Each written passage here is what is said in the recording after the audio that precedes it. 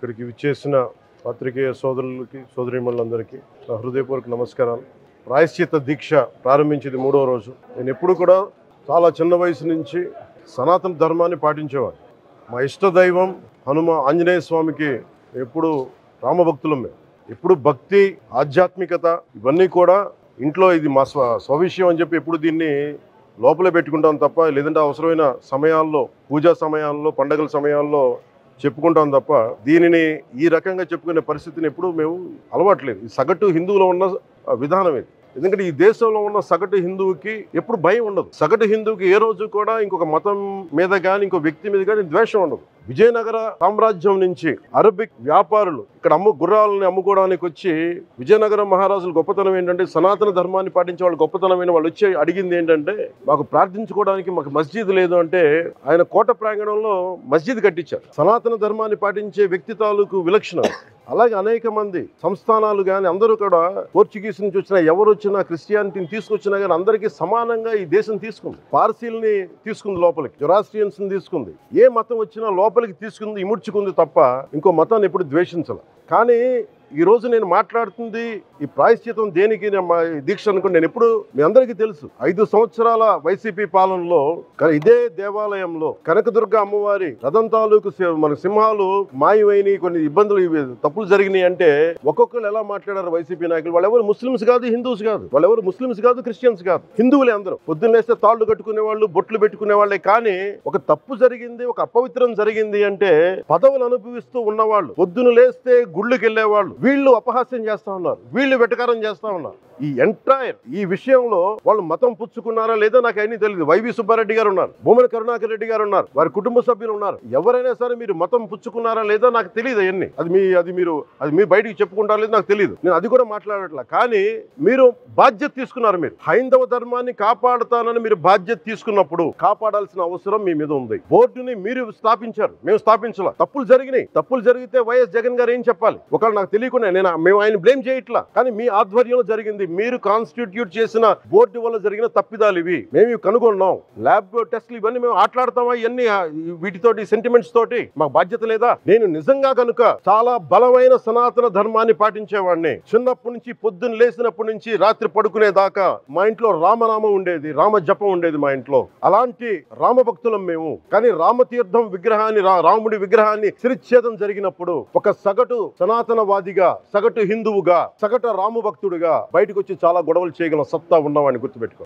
ముఖ్యంగా వైసీపీ నాయకులకి, నన్ను విమర్శించే దేశ యావత్తు నన్ను విమర్శించే ప్రతి ఒక్కరికి తెలియజేస్తున్నా, గొడవ పెట్టుకోవాలంటే చాలా బలంగా గొడవ పెట్టుకోవాలి. కానీ నాది పేదవాళ్ళ కష్టాలు, క్రిమినలైజేషన్ ఆఫ్ పాలిటిక్స్, వీటి మీద మేము మాట్లాడతాం, వీటి మీద తప్పించాం. ప్రజలు బాగుండాలి, కాన్స్టిట్యూషన్ వాల్యూస్ ని అప్హోల్డ్ చేయాలి, రాజ్యాంగం బాగుండాలి, వీటి కోసం తపన పడేవాళ్ళు. కానీ సెక్యులరిజం పేరు మీద, secularism is not one way, it two way. Secularism అంటే కూర్చోబెట్టి ఒక్క సైడ్ నుంచి వచ్చేది కాదు, అన్ని సైడ్ నుంచి రావాలి. ఇది చాలా ఆవేదన కలిగిస్తుంది. కొన్ని దశాబ్దాలుగా చూస్తున్నారు ప్రతి హిందువు. దీంట్లో మిగతా మతాల ప్రస్తావన కంటే కూడా నేను ఎక్కువ ప్రస్తావన చేస్తుంది. హిందూ ధర్మాన్ని పాటించి, వాళ్ళు వ్యక్తిగతంగా పాటించి బయటకు వచ్చేటప్పటికి మీడియా వారి కోసమో లేదంటే ఇంకొంత ఎవరైనా సాటిస్ఫై చేయడం కోసం తెలియదు కానీ సాటి హిందువులు తోటి హిందువులను తిడతా ఉన్నారు. ఇది చాలా ఆక్షేపణీయం. దీంట్లో నేను ముస్లింస్ నిందించట్లా, అది క్రిస్టియానిటీ నిందించట్లా. కానీ బాధ్యత తీసుకున్న హిందువుల్ని నేను నిందిస్తున్నాం. బాధ్యత మీది. మీరు యథాలాపంగా వచ్చి ఇది పొలిటికల్ పదవులు, విగ్రహాలు పోతే మేము ఇల్లు కట్టుకుంటాం, వాకిళ్ళు కట్టుకుంటాం, ఏం మాటలవి?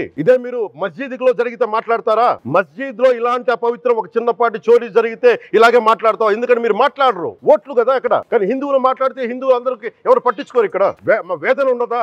మౌనంగా ఉన్నామంటే బాధ లేదనా? కోపం రాదనా? ఈ రోజుకి కూర్చొని చూడండి ఏం మాట్లాడుతున్నారో వాళ్ళు. ఆయన వాళ్ళ లాయర్ అంట, ఆయన ఎవరు, ఏజీపీ అంట, పొన్నవోలు సుధాకర్ రెడ్డి గారు తిరుమల లడ్డుపై ఢిల్లీలో చేసిన కామెంట్ నా దృష్టికి తీసుకొచ్చారు. ఇలాంటి సెన్సిటివ్ సమయాల్లో ఎయిదర్ మౌనం మంచిది, మౌనం దాటి పొగరుగా మాట్లాడు. నన్ను పచ్చి బూతులు తిట్టినా, నన్ను వక్రీకరించినా, నన్ను రోడ్డు మీదకి లాగిన నేను ఎప్పుడు మౌనంగానే ఉన్నా. కానీ వైసీపీని నాయకులు, విమర్శించే నాయకులు ప్రత్యేకంగా చెప్తున్నాం, సనాతన ధర్మాన్ని జోలికి రాకండి. తప్పు జరిగితే తప్పు జరిగిందని ఒప్పుకోండి, లేదా మాకు సంబంధం లేదని చెప్పండి. అంతేగాని మళ్ళీ అడ్డగోలుగా మాట్లాడితే ఎవ్వరూ క్షమించం. ఇక్కడ మీరు కూడా హిందువులే. పొన్నవోలు సుధాకర్ రెడ్డి గారు, మీరు హిందువులే. నోటికొచ్చినట్టు మాట్లాడకండి. తమాషాలుగా ఉందా మీకు? సరదాలుగా ఉన్నాయా? మొన్నటికి మొన్న ప్రకాష్ రాజ్ గారు మాట్లాడారు నా మీద. అరే నేను మాట్లాడుతుంది ఒక హిందువులు అపవిత్రం గురించి మాట్లాడుతున్నాను. ఇందులో ప్రకాష్ రాజ్ గారికి సంబంధం ఏంటి? ఇందులో నేను ఇంకొక మతాన్ని నిందించానా? ఇస్లాంని నిందించానా? క్రిస్టియానిటీ నిందించానా? అపవిత్రం జరిగింది, ఇలా జరగకూడదు, ఫుడ్ అడల్టరేషన్ జరిగిందని మాట్లాడుతుంటే దీన్ని గోల చేయకూడదంట. అంటే తప్పు జరిగినప్పుడు మాట్లాడకూడదా? ఒక అపవిత్రం జరిగితే మాట్లాడకూడదా? దేవతా విగ్రహాలను శిరచ్ఛేదం చేస్తే మాట్లాడకూడదా? ఏం పిచ్చి పట్టింది ఒక్కొక్కళ్ళకి? ఎవరి కోసం మాట్లాడుతున్నారు మీరు? ప్రకాష్ రాజ్ కూడా చెప్తా ఉన్నాను, నాకు మీరంటే గౌరవం. I have extreme respect for you. కానీ when it comes to secularism, Prakash Raj గారు, it is a two-way, not one way. I have extreme respect for you. You know that. మీరు secularism is always two-way, it is not one way. హిందువుల మీద దాడి జరిగినప్పుడల్లా వచ్చి మాట్లాడటం తప్ప, అన్య మతాల మీద జరిగితే నేను కూర్చొని ఇంతమంది కౌలు రైతులకు ఇచ్చాను, ఎంతమంది ముస్లిం ఇస్లాం రైతాంగానికి ఇచ్చాను నేను. ఇదే ఇన్ని మద్రాసాలకి డబ్బులు ఇచ్చాను నేను. 25 లక్షలు 30 లక్షలు ఇచ్చాను, నేను ఇచ్చినవాడిని. నేను నాకు అన్య మతం ఇస్లాం మీద గౌరవం ఉన్నవాడిని, క్రిస్టియానిటీ మీద గౌరవం ఉన్నవాడిని. చిన్నప్పటి నుంచి కూర్చొని మిషనరీ స్కూల్లో చదువుకున్నవాడిని. నా టీచర్ చెప్పే సూక్తి, తను తగ్గించుకున్నవాడు హెచ్చింపబడి అని చెప్పి బైబుల్ సూక్తిని ప్రతిసారి కోట్ చేస్తానే ఉంటాను. ఇది నా గౌరవం, ఇది నేను చూపించే గౌరవం. మీరు మాట్లాడితే కూర్చొని నేను పాటించే ధర్మానికి అపవిత్రం జరిగినప్పుడు మాట్లాడకూడదు, మౌనంగా ఉండాలి. సెక్యులరిజంకి విఘాతం అంటే ఏంటి? సెక్యులరిజంకి విఘాతం నా ఇంటి మీద దాడి జరిగినప్పుడు నేను మాట్లాడకూడదా? నా ఇల్లు 10 మందికి ఆశ్రయం ఇస్తుంది. నా సనాతన ధర్మం అన్ని ధర్మాలకి ఆశ్రయం అయితే దానికి దాడి జరిగినప్పుడు, దాని మీద అపవిత్రం జరిగినప్పుడు దానికి కూడా మాట్లాడకూడదంటే ఏం మాట్లాడాలి మీతోటి? ప్రకాష్ రాజ్ గారు, you have to learn your lessons. I respect you. It's not just Prakash Raj Garu, all the people who thinks in the name of secularism, you're going haywire. Let me tell you guys, we are extremely hurt. Don't make a mockery out of our sentiments. We are deeply, deeply hurt. It's not fun for you. Fun for you. Maybe it might be fun for you.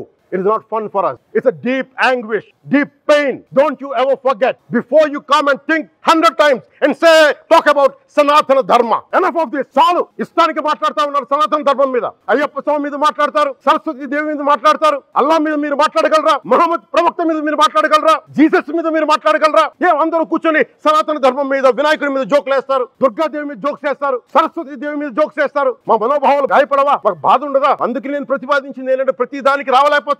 సనాతన ధర్మ రక్షణ board is order of the day.